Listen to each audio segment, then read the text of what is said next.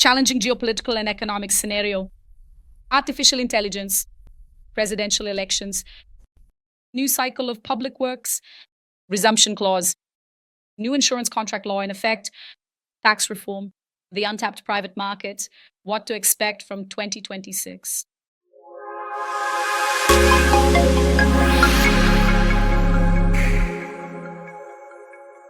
Roque de Holanda Melo is the CEO of Junto Seguros, an insurance company that is a pioneer and leader in the surety insurance market. Roque, thank you for accepting our invitation. It's an honor for us to have you here. And congratulations on Junto's achievements, reaching 30 years of such significant work in 2025, leading the insurance market and surpassing two major milestones. A total of 1 billion Brazilian reais in direct premiums and over 2 million individual policies successfully issued. I want to offer my heartfelt congratulations to Junto and give you my sincere thanks for being here today and for sharing this wealth of historical experience and professional insight with us during our conversation. Thank you. Carol, actually, I'm the one who should thank you for the invitation. It's a pleasure. First of all, congratulations.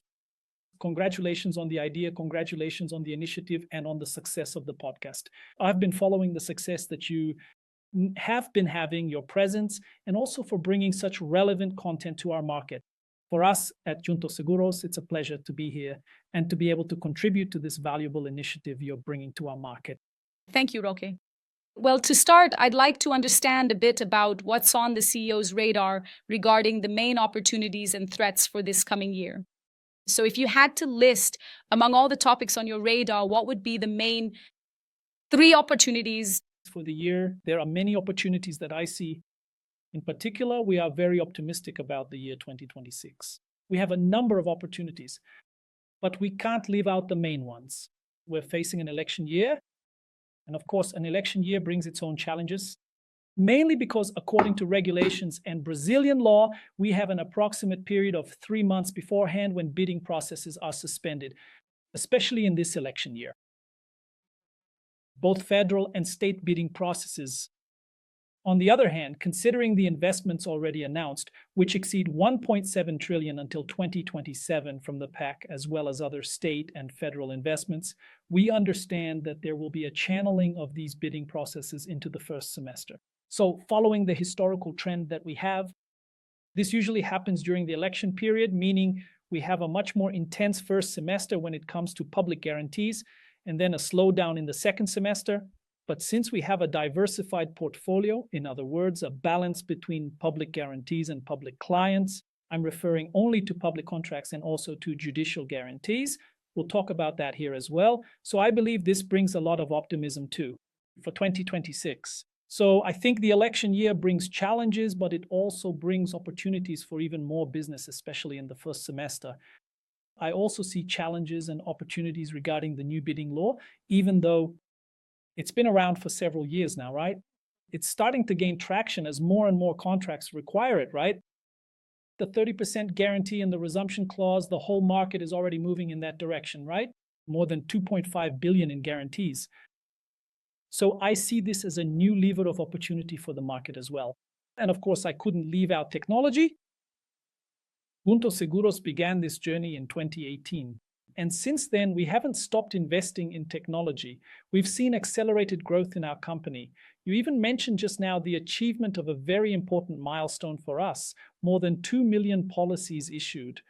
And interestingly, when we look at our company's history, it took us 25 years to reach 1 million policies issued. And in the last 5 years, we've matched that mark, more than doubling our output. In other words, 25 years for 1 million, and in 5 years, we've surpassed 2 million. This was only possible thanks to investment in technology, the efficiency, and the agility that all these investments bring us. So I would say these are the 3 main, not concerns, but opportunities that I see for us and for the entire market in the year 2026. And regarding threats for the year, is there anything on your radar that you would say, look, this is an issue we need to pay close attention to this year? It could be from our macroeconomic environment, geopolitical factors, or from a market that is very closely related to and dependent on the reinsurance market. So it could be operational risks due to all the new developments. Is there any topic that you would say, look, on the radar of the surety insurance market. This should be on the CEO's agenda. This point of attention. I think that all the points you highlighted are important points that obviously need to be on the company's radar. When you talk about geopolitics, obviously we are living in a time that is, I would say, highly inconsistent, unstable, and that worries everyone around the world. Of course, this apparent distance from the geopolitical epicenter brings, on the other hand, benefits for Brazil, hypothetically, in terms of suffering less impact. On the contrary, it could even attract capital to the extent that investors will seek out those countries, those places that offer greater stability. It may seem like a dichotomy when we talk about stability in Brazil, but in a geopolitical context that could even culminate in a war, for example, then we do have the possibility of a benefit for our country. When you talk about reinsurance, I would say it's a dependency, but on the other hand, it's also a partnership. So at Junto Seguros, I would say we are comfortable with the situation, mainly because within our reinsurance panel, we have reinsurers with decades of partnership. We value our reinsurers highly. We have a very large short list, our secure list, including even one of our shareholders, Travers International. So we have a great deal of stability with our reinsurers and a very strong partnership. So we have no fear of a breakdown in the relationship. Quite the opposite, in fact. This solidity and consistency brings us, for example, a benefit when it comes to reinsurance. And that even becomes a competitive advantage because this kind of long-term relationship takes time to build. And that is something you bring as a truly solid and reliable aspect in the history of the insurance company. Without a shadow of a doubt. And after 30 years, I would say we've already been through several cycles. Positive cycles, negative cycles in the economy, catastrophes, even though I'm not talking about catastrophes, which are now a reality in our country as well. But I would even say systemic risks, like what we experienced with Operation Car Wash. In short, we've gone through several cycles and have managed to maintain the stability and security of our business.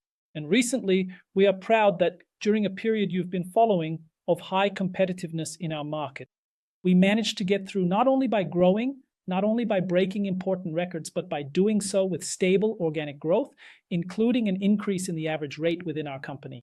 So this gives us great confidence in the future in our company and with our business partners, in this case, the reinsurers. But I would say that of all these risks, of all these concerns that companies need to keep on their radar, there is one that worries me in particular, which is the reputational risk of the product, surety insurance. And why do I say that? We are facing substantial changes. We'll talk about several of them here, but beyond the new insurance law, the new bidding law, regulations, SRO, and changes with the PGFN, and so on. The fact is that surety insurance is increasingly in the spotlight and taking on a leading role. It is the only form of guarantee within the bidding laws that allows the guarantor to resume and complete the project without the need for additional funding from the state or a new bidding process. In other words, it is highly significant. It plays a very prominent role. A lot is expected. A great deal of responsibility. A lot is expected from surety insurance. A lot is expected from the insurance market. Therefore, it is extremely important that there is a lot of dialogue.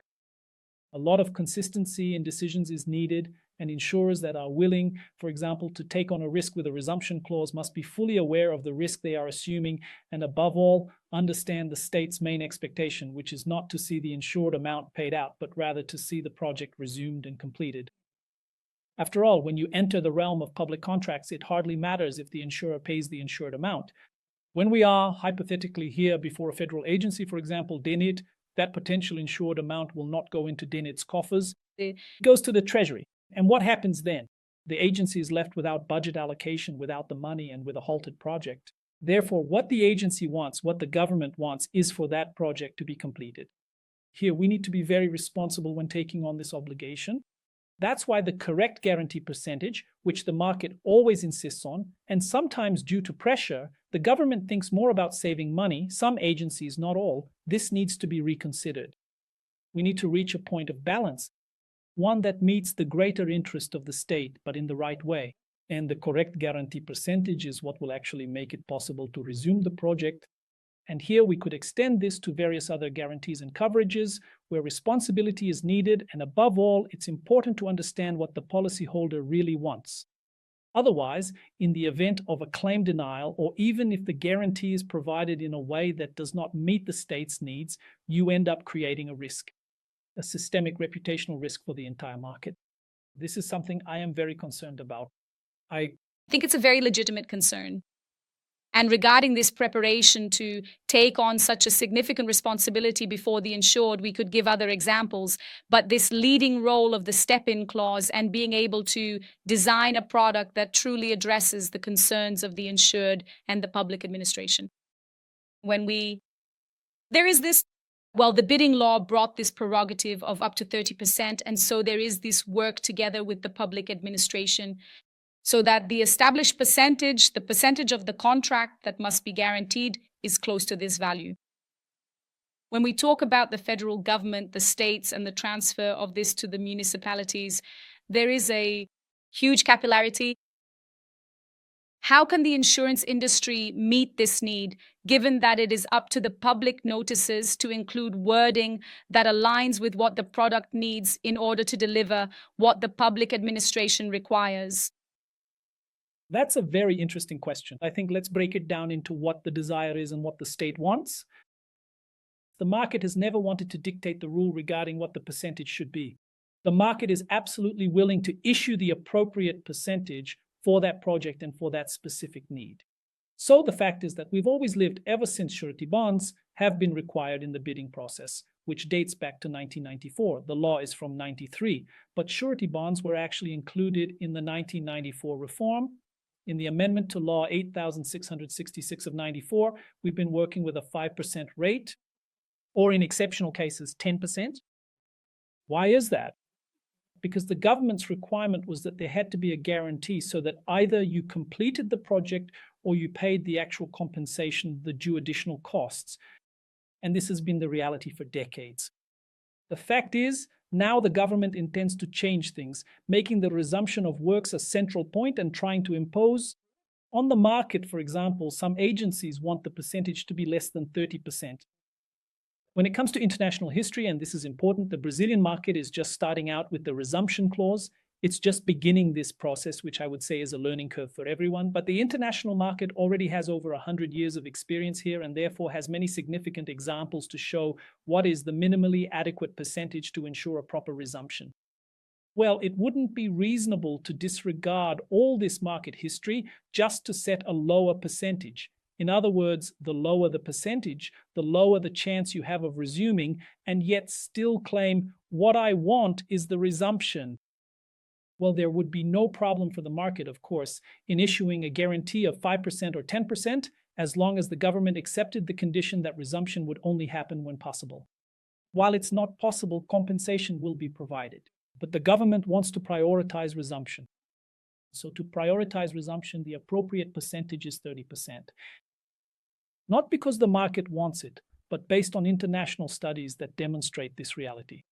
Therefore, this is not a market imposition, but there is a market that is very concerned about the product's image, because in the end, when claims arise, all public agencies will be watching the market and will demand that the market fulfills its obligation to resume. Therefore, it needs to be set at the percentage that the market considers appropriate for that resumption.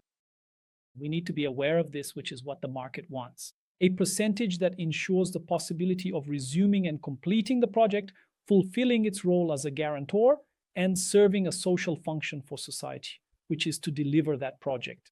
It would be unreasonable to require the resumption, but set a percentage, for example, of 20% or 15%. Question, Roque.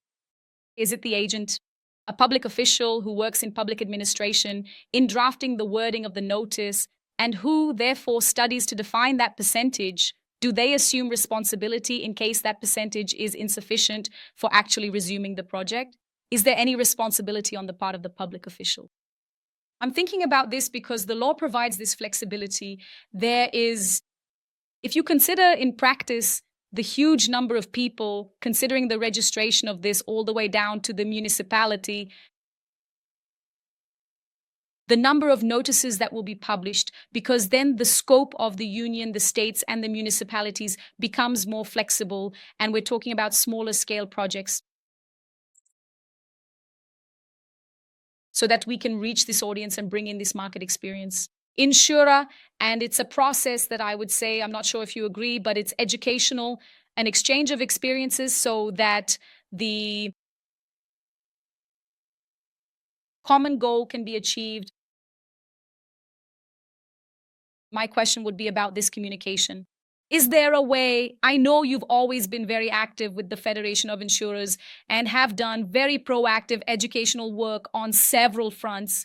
Do you think education is a way to bring the public administration into this framework so that it aligns with the history of the insurance market? And the second point, now thinking about it from the perspective of the public official who is drafting the tender, the responsibility, is there a responsibility associated with this decision when the law provides for, or even in the case of insufficiency, of that guarantee amount to then resume the delivery of the project, the work? Starting with the education process, I think, yes, it's essential. And I believe the market has been playing this role through Fenseg, through Fenseg. I'm convinced and have been following that they are increasingly committed to spreading knowledge.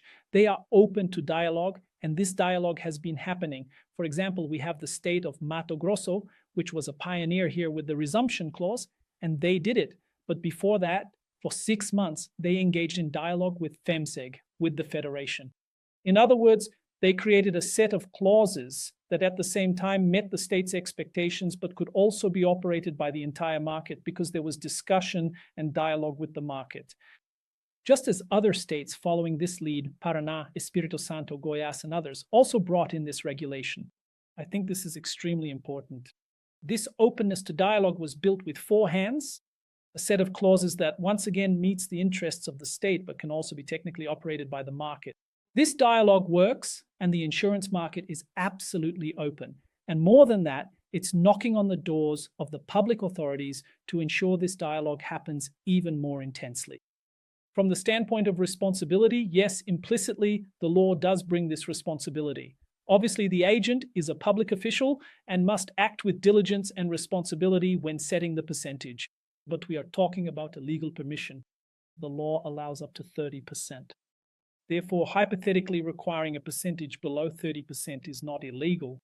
What happens, Carol, is that in practice, if by any chance a policy is issued with a percentage below 30% and that percentage ends up being the barrier to resuming the work, they will blame the insurer and not the agent who chose that percentage. In my opinion, in a way, Mistaken. When determining this percentage, the current approach would be to conduct a thorough study of the specific case to understand in that context what percentage would be applicable. That would be the public agent's approach when drafting a public notice. By technically analyzing the project, the scope, and saying, look, in this scenario, I believe this would be the approach. Today, in order to determine it, does he need to base this on some technical study to support the chosen percentage since the law allows for this flexibility? Or not? Can he just decide without needing to justify it? there isn't, at least I don't see it in practice. Nowadays, there isn't a requirement, or at least I haven't seen in any public notice, at least to my knowledge, where the percentage was set below 30%. I haven't seen any justification provided by the public agent in such cases. He simply made the request, that is in the public notice, a value lower than 30% was specified, with a requirement for a resumption clause. What we see is that the overwhelming majority of the insurance market, especially those insurers with experience, when it comes to this type of guarantee, are declining these guarantees precisely out of concern for their image. In other words, I'm not going to take on coverage where I know that in the event of a claim, my chances are not only of fulfilling my role as a guarantor, but of doing so effectively, which means respecting the expectations of the state, of the insured, if I frustrate that expectation by simply paying compensation and not resuming the work. So if the insurer believes that this possibility decreases, that is, if it falls below 30%, they will decline this risk. And then the bidding process is frustrated because no one will be able to guarantee up to the limit. Exactly. Understood. Well, it seems like we've covered a lot of different topics here today. Returning once again to this specific aspect of the complex unfolding of global geopolitics, we can see how this dynamic is so intricately and deeply intertwined with the global economy, where strategic negotiations are frequently made based on the ongoing trade disputes and tariff wars between various countries. Regarding the point of geopolitics itself and this partnership, as you rightly mentioned, with the international market, there are reinsurers from various nations that will be on the panels of all insurers and from different continents. This is the nature of risk diversification. And in this scenario of possible rising tensions between nations, possible sanctions. From a risk management perspective now, as the manager of an insurance company, what would you bring to this scenario? Leads us to think, look, it's important to diversify because the future is so uncertain. It's important to consider not keeping large concentrations in, what is the part? Large concentrations in reinsurers. To thoroughly examine and evaluate this specific structural composition and how it is critically important and strategic within the broader field of risk management in designing the partnerships that insurers want to build with this market, that this partnership ensures that our entire process of international risk distribution takes place. Of course.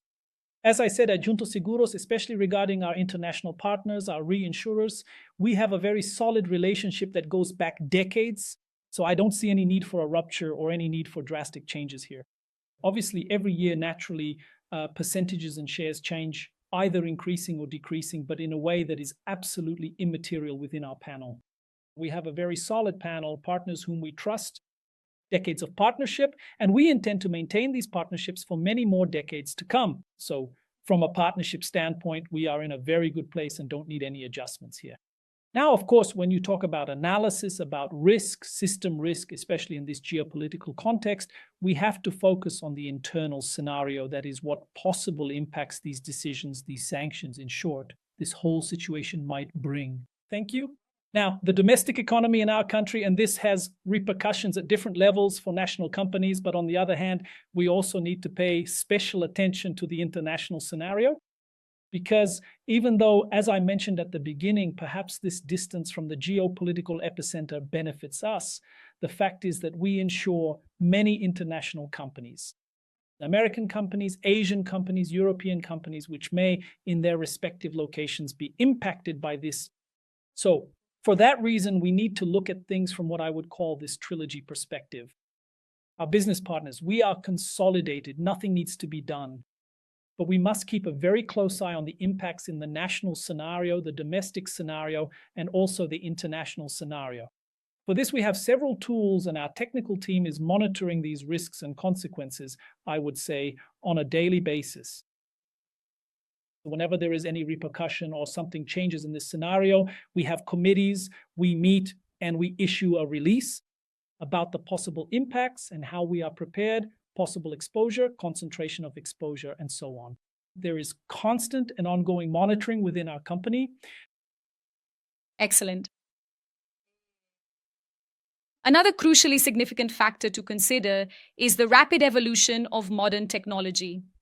And we must also look at the vast array of transformative capabilities that artificial intelligence can deliver in the very short term to all of us, sectors, to society, to all relationships. So my question would be, do you believe that within the surety insurance market, there is a possibility for some disruptive use of AI that could change the entire dynamic of our market in the very near future? Still this year? I would say yes. And why do I say that, Carol? We started here with you saying that we've reached more than 2 million policies. And I emphasized here that we did this within 5 years. And that was only possible thanks to investment in technology. I mean, we've already gone through a disruptive process. A process of disruption, when you talk about technology, it doesn't happen in a strange way. In other words, it doesn't just happen today and that's it. It needs to be ongoing. And we've been investing in technology at Junto Seguros precisely with that mindset.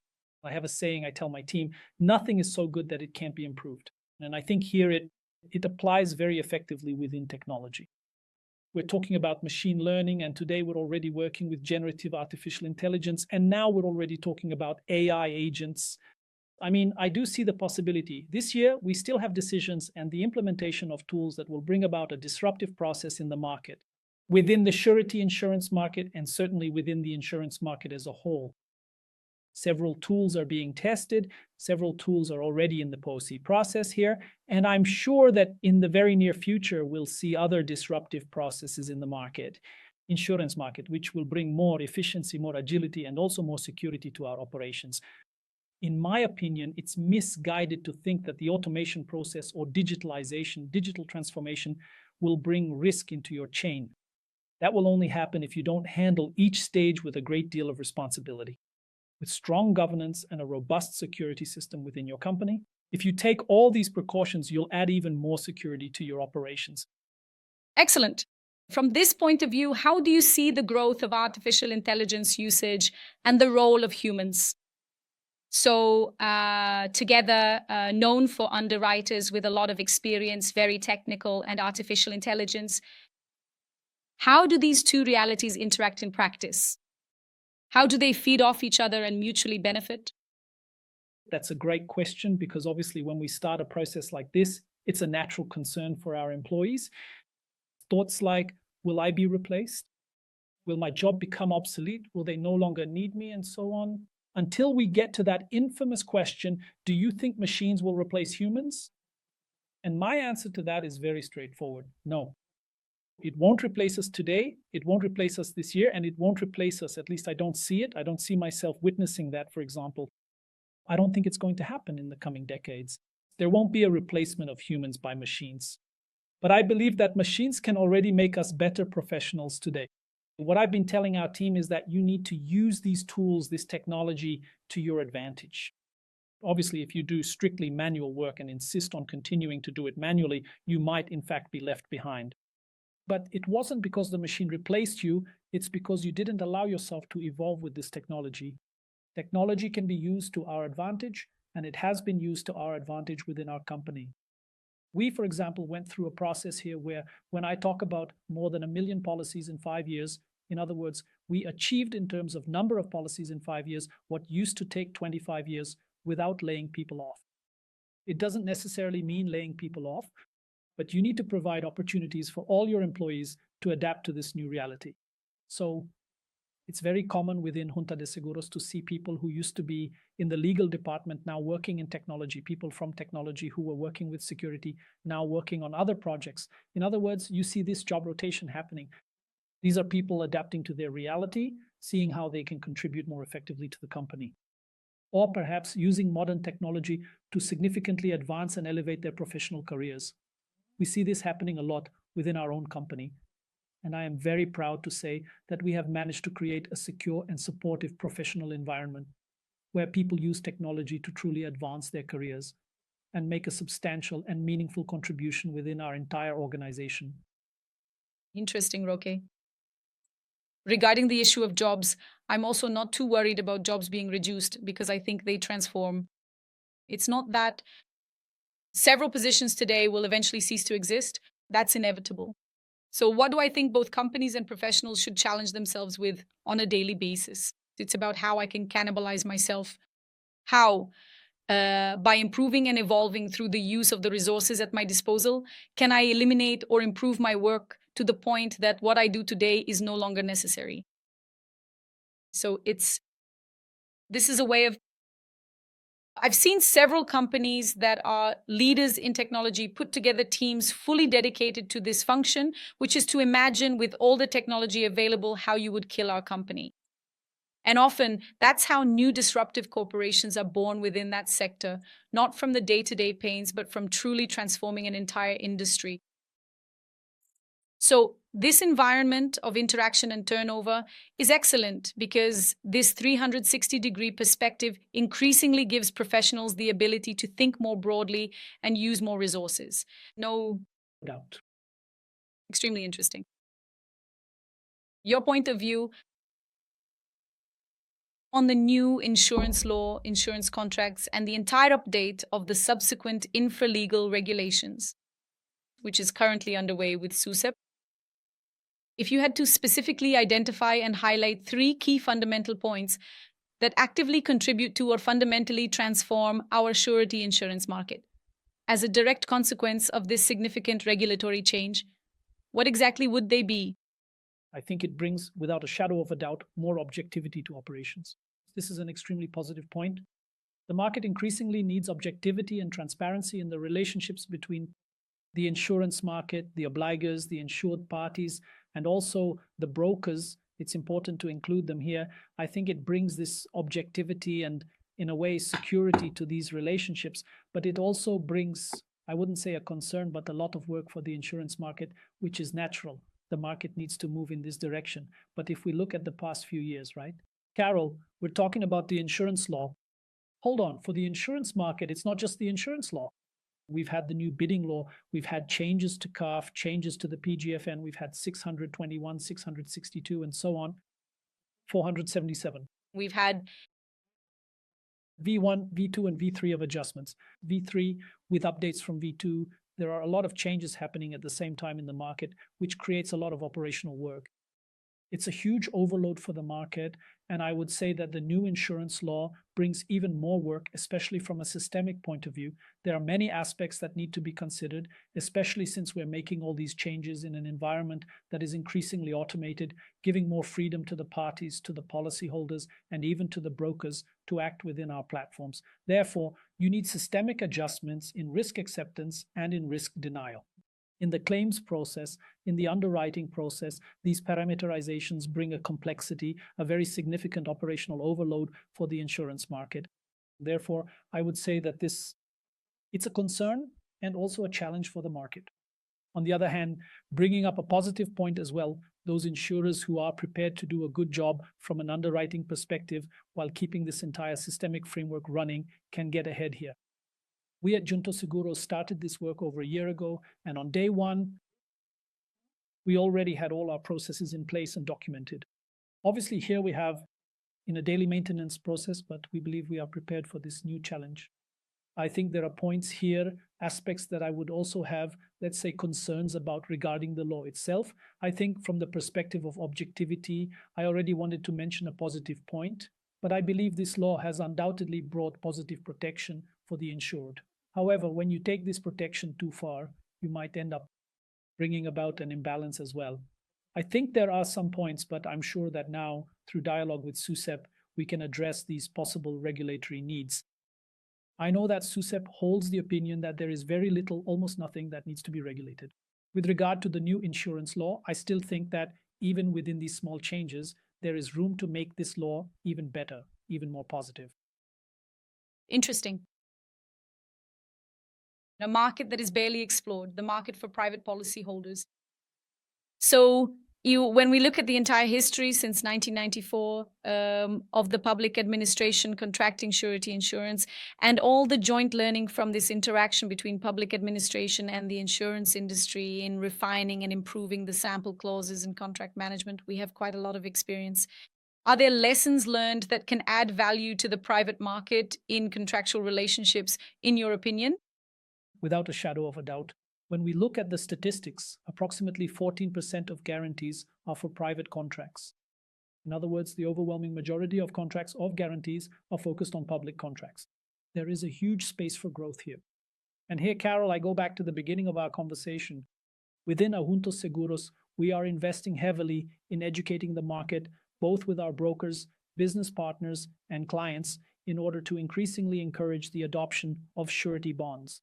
I believe that this educational process will be fundamental so that all parties gain more and more knowledge about surety bonds and the endless possibilities they offer. When we talk about surety bonds, the first thing that comes to mind for those who are unfamiliar is complexity. People think of complex contracts or large sums of money, when in reality surety bonds can be used for absolutely any contractual obligation, from the simplest and lowest value ones to the most complex. This culture, this demystification of the complexity of surety bonds is essential for us to achieve leverage in the insurance market. It also allows us to establish a much closer connection to the various parties that are currently involved, so that we can eventually address and resolve any lingering concerns regarding surety bonds. It is an established fact that over the past several decades, surety bonds have evolved significantly, becoming increasingly objective and standardized. I would even go so far as to say that, in a way, they are moving much closer to those more straightforward and direct types of financial guarantees. We have brought a lot of objectivity to this product, and now the law, in fact, it contributes to this by introducing increasingly shorter deadlines and more restricted possibilities for documentation. All of this is positive within a process of reasonableness. It is a good thing. Therefore, we have a product that is increasingly stronger and safer, which can also provide greater effectiveness in private contracts. I believe that this educational process will be fundamental so that we can have more and more companies are using surety insurance. The insurance board is focused on this process, and we are reaping the rewards. The year 2025 was important for us to see a maturity and significant growth in the number of new brokers and new clients, making use of the surety insurance tool within our company. And a growing number of fresh private policyholders are also starting to emerge in the policies, acting as those who are actively driving these significant changes in the private insurance market and pioneering the path forward. I think that when Regulation 662 was published, before all this new transformation, there was a lot of talk about this possibility. Private policyholders designing clauses tailored to the contracts that needed to be guaranteed, creating more streamlined processes, engaging in a lot of dialogue with insurers, very similar, very close to the relationship that is maintained with the public administration. Do you see this continuing? Do you think this is a trend that will persist? Or do you believe that, given the current scenario, the development of these more individualized clauses will fade away amid so many priorities and such an overloaded year for the insurance market as a whole? I think this will continue. Allow me to even say that among those needs for adapting and making the law more flexible, this is exactly where it fits in. One positive thing that has happened in recent years, especially in terms of SUSEP regulation, has been the freedom. We complied with the standardized clauses to provide this freedom of contracting. We can't let that slip away now. We can't go backwards. This needs to continue because it was a reality faced by the market, which managed to adapt. And today, both the insured and the policyholder are becoming increasingly sophisticated and demanding. They want guarantees that are more tailored to their business, their risk, and that specific contract. Therefore, taking away this possibility of having flexibility and agility, I don't think that's the right path. The trend is for this to continue and for these demands to become even greater. As I said, to the extent that the insured and the policyholder also become familiar with the product, they are becoming increasingly demanding, requiring more and more adaptation of the product to their business reality. Wonder. One of the points on the agenda for the year that we can't fail to mention is tax reform. Do you see any direct correlation between this and the possibilities for new business ventures that arise from this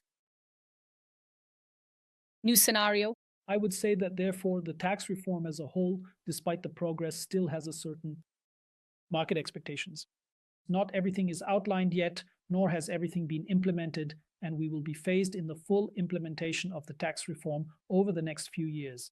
Therefore, I would say it's too early to tell whether the tax reform will have a positive or negative impact, but I can already say that, regardless of these effects, over the next few years, we will certainly have a very positive scenario for the insurance and surety market. Why do I say this? Although CARF announced at the end of 2025 that it had finally managed to reduce its backlog of cases, we're talking about a decrease from 1 trillion reais to 800 billion reais, therefore 800 billion reais. It is a significant backlog of cases still awaiting judgment, which could potentially trigger one of the forms of guarantee. Therefore, we still have a lot of water still has to flow under the bridge, with huge opportunities for the insurance market. And when we look at it from another angle, there are still over 200 billion reais in judicial deposits held in the courts. In other words, some companies still haven't realized that the regulations have changed and brought more flexibility. And yes, there is indeed a real possibility of replacing that money with a surety bond, making it possible to use those funds to boost their operations. So if we add those more than 200 billion to the 800 billion, we still have over 1 trillion reais in potential within judicial surety bonds, regardless of the effects that will come from the tax reform. Roque, thank you so much for all your contributions. Our conversation was incredibly rich, just as I expected. And to wrap up, I'd like you to answer one last question for me.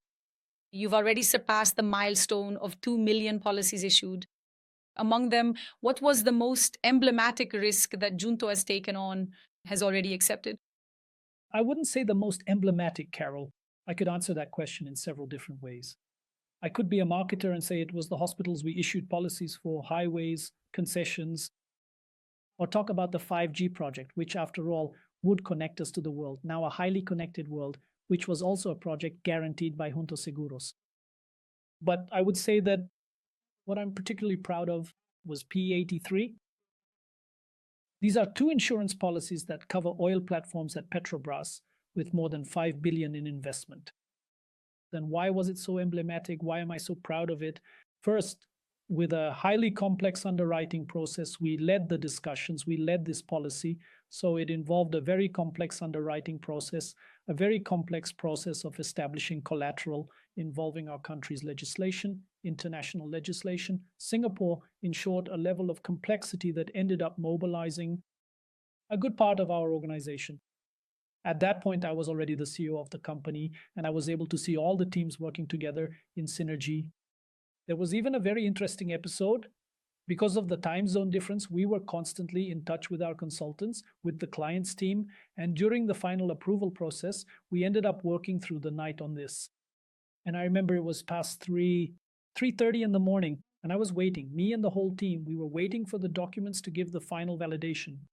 The team said, Roque, we're waiting for you to validate the documents so we can move on to the signing. There was me, a whole group of people, professionals, Ketli, Guigo as well, and it was past 3:30 in the morning. I ended up waiting there, and I confess, and maybe they'll find out now, I actually fell asleep.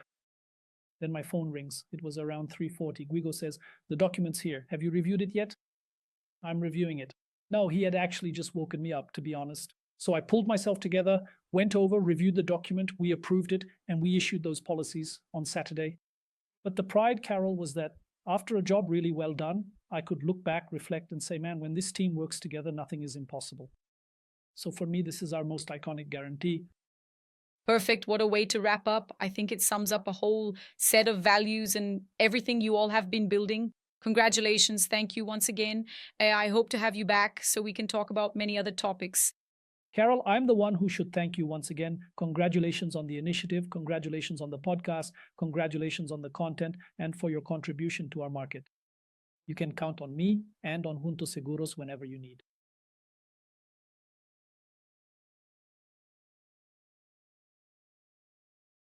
Roque de Holanda Melo is the CEO of Junto Seguros, an insurance company that is a pioneer and leader in the surety insurance market. In 2025, Junto celebrated 30 years of operating in surety insurance, surpassing 1 billion reals in direct premiums and 2 million reals in issued policies. With over 14 years at Junto, Roque holds a degree in law and a postgraduate degree in Civil Procedural Law from the Pontifical Catholic University of Paraná. And he has more than 20 years of experience in the legal field. Roque is also a consulting member of the Insurance Law Commission of the OAB Paraná and a director at the National Federation of General Insurance, Fenseg.